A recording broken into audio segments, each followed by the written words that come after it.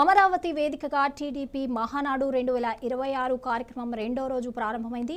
Hybrid విధానంలో జరుగుతున్న ఈ సమావేశానికి లక్షలాది మంది టీడీపీ కార్యకర్తలు వర్చువల్ గా పాల్గొంటున్నారు. ఈ కార్యక్రమంలో మహానాడు రెండో రోజు మహానాడు ప్రతినిధుల సభలో ఎన్టీఆర్ కు భారతరత్న ఇవ్వాలంటూ ప్రవేశపెట్టిన తీర్మానానికి పార్టీ శ్రేణులు నాయకులు ఏకగ్రీవంగా ఆమోదం తెలిపారు. ఈ సందర్భంగా టీడీపీ అధినేత నారా చంద్రబాబు నాయుడు మాట్లాడుతూ ఎన్టీఆర్ కు భారతరత్న పురస్కారాన్ని అందించాలనేది కేవలం ఒక పార్టీ డిమాండ్ కాదని ప్రపంచవ్యాప్తంగా ఉన్న కోట్ల మంది తెలుగువారి దశాబ్దాల ఆకాంక్ష అని స్పష్టం చేశారు.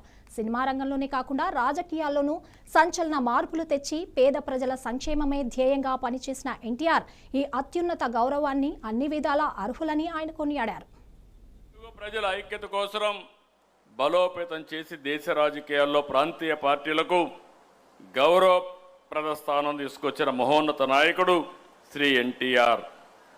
భారత రాజకీయ చరిత్రలో ఆయన సేవలు విశిష్టమైనవి, అపూర్వమైనవి.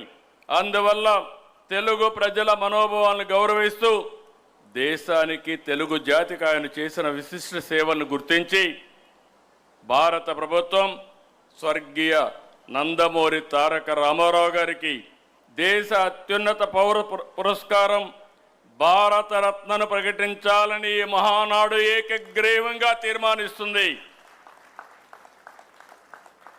ఇది మనందరి ఆకాంక్ష కాకుండా ప్రతి తెలుగువాడి ఆకాంక్ష, తెలుగువాడి కోరిక.